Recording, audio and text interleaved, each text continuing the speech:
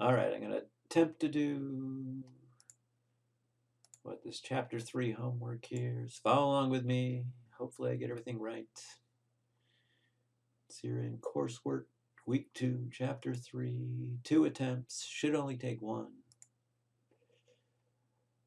Let me start. What we got here?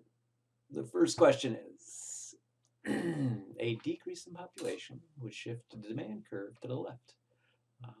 And again, this is supply and demand. This is chapter 3. This would be a chapter to reread before the midterm and the final.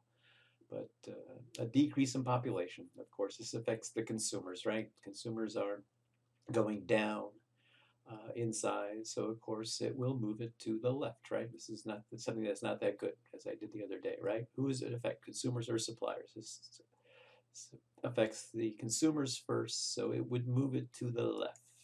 True. All right, off to a good start. A good for which demand decreases when income decreases is known as, so this is something I didn't go over in class, but there's normal, inferior type of goods. Normal goods is something, again, when demand decreases, basically when income decreases. It's normal. An inferior good, for an example, would be like hamburger helper, right? When things are going bad and people don't have that much money, instead of just making dinner with hamburger, they put in that hamburger helper stuff because it's cheaper and you get more hamburger out of it. So that would be like an inferior good. I'll talk about these other ones. I think there's another question on the substitute one in a second, but they're pretty straightforward. A government sometimes creates excess supply of a product by setting a minimum price at which the product can be sold to consumers. This is called, and this, if you look at the textbook, which I have the textbook open here, this is on page, 55? And this is what happens when things are out of balance, basically, it's looking at. So if there's a price at $12 for something, and again, the government does this sometimes with milk, right? It's because they want to help farmers. So you have to buy milk at, again, $12. I don't know, some big container of milk for the supermarkets.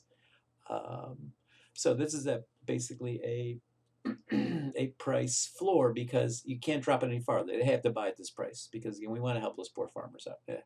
But if you have a price floor, you're going to have this surplus, basically, of milk, because not everyone wants to buy it at that price.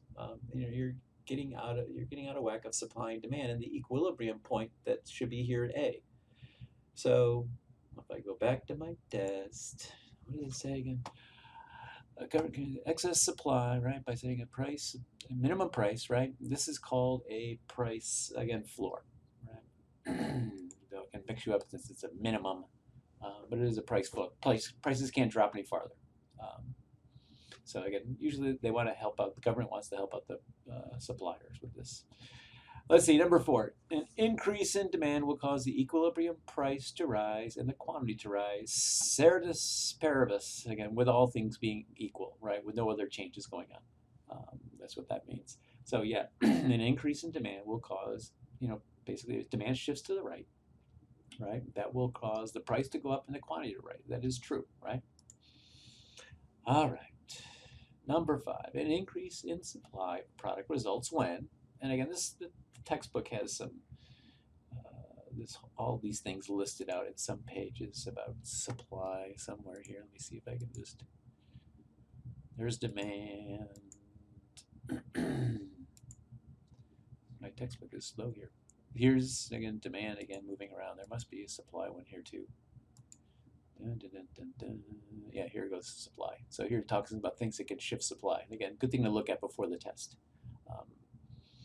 So if I go back here, since I already read the textbook, theoretically I know this, an increase in supply of product results when taxes of the product are increased. That does the opposite. Companies that will produce have higher material costs. Again, that was the opposite, right? That will not increase supply because things cost more.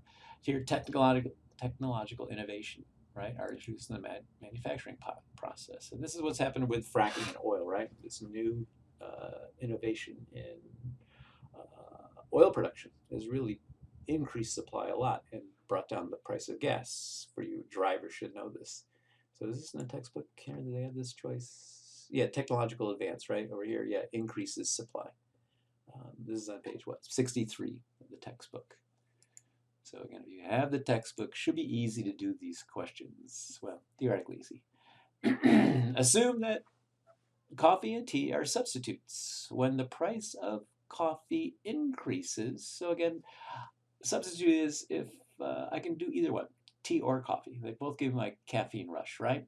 So if the price of coffee increases, then maybe I'll switch over to tea. So the demand of tea will increase with this substitute good.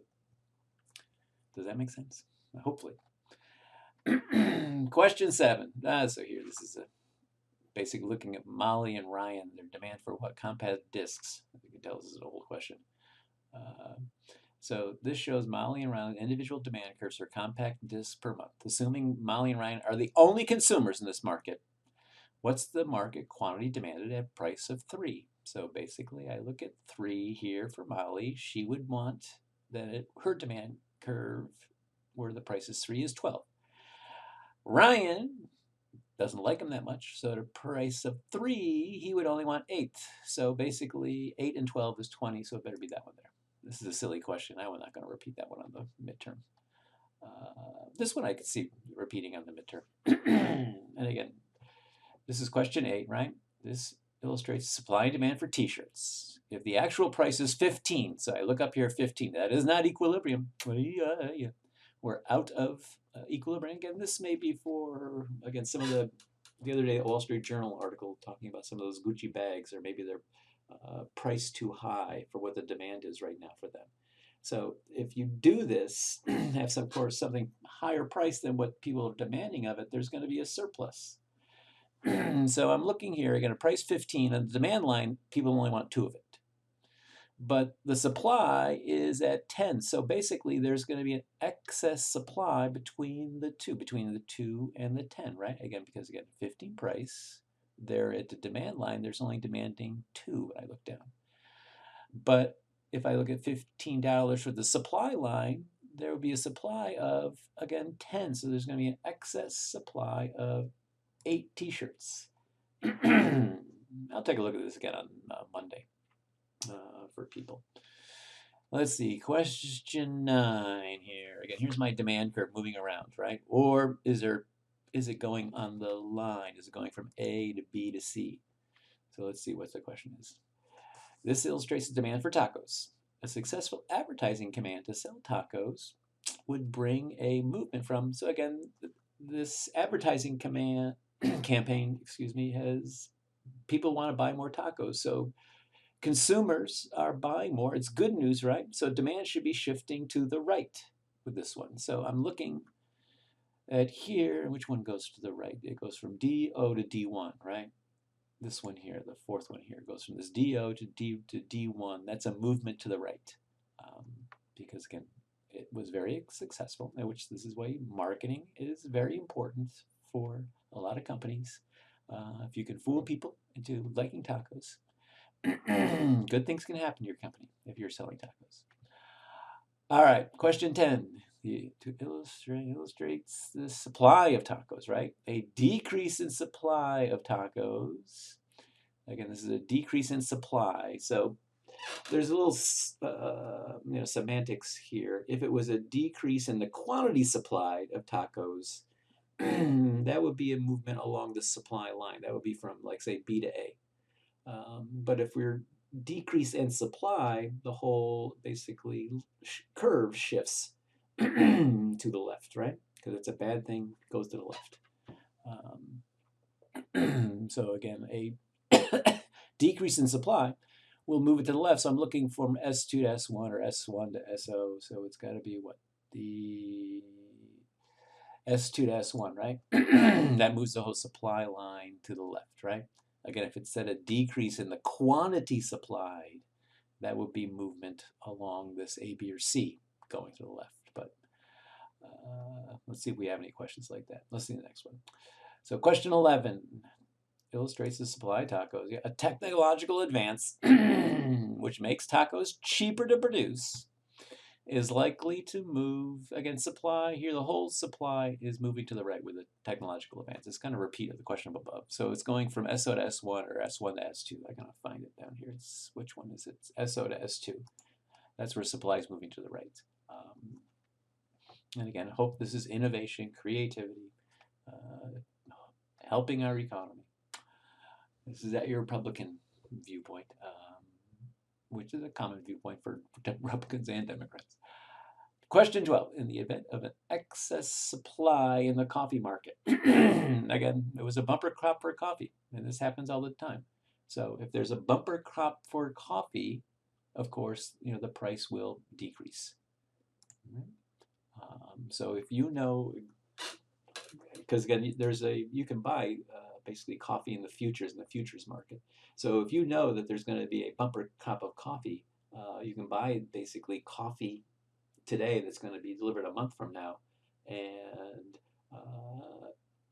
you would be in trouble if you did that. If there was a storm that destroys the coffee market, destroys the coffee crop, then you can make a lot of money because that would increase the price. But here, excess supply, if there's a bumper crop, of course, it's going to decrease the price of coffee. The law of supply states there's a positive relationship between price and quantity supplied, right? Again, ceteris paribus, everything else stays the same. And yeah, this is an upward sloping line, right? There's a positive slope on this one, so it is true. The market's demand curve, right? That's a demand curve, always downward sloping. What's on the X and the Y axis, basically? It's the relationship between price, the P on the Y axis, and quantity on the X axis, right? So what's that first one? These other ones are kind of silly questions, silly answers, but the market demand curve, again, this is different between the supply, this is downward sloping, this is between the price and quantity demanded by all consumers, right? And again, same thing, this is true, right? So this is just redundancy between the two things. Oh, I should take on one of these questions. But anyway, next semester. Question 16. Oh, here's all kinds of lines going on, like yes. So I'm not going to ask you to draw this sort of thing on the test, but this is just, it's an interesting question. It kind of gives you different options for the supply and demand. So let's see what the question says. Figure 3.5, set of supply and demand curves for hamburgers. An increase in supply, right? That is, again, increase in supply. Supply moves to the right. The whole moves to the right. And an increase in quantity demanded, again, when you see quantity demanded, that is, there's movement along the demand line, right? And not the whole demand line moving. So here I'm looking at going from S1 to S2. So it's A to B or D to C. So here's where I'm looking. Which one is it going to be? It's going to be from what? A to, no, D to C. What did I just say?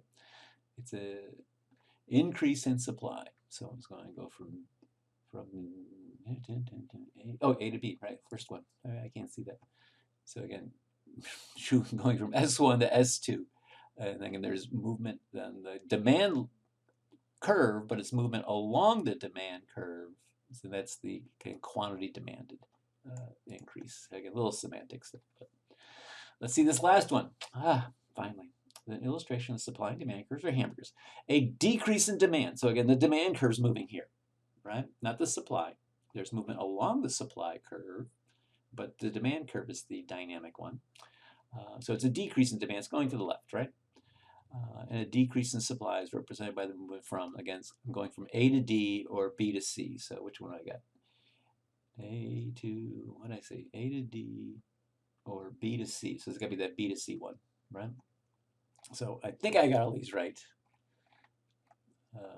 Hopefully it kind of makes sense. I'm going to save and submit. Let's hope I get them all right. Or I'll have to do the whole thing over again.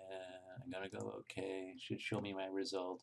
Green check, green check, green check, green check, green check. I got them all right. That makes me feel better. So follow along here. Should be fairly simple. Email me if you have any questions.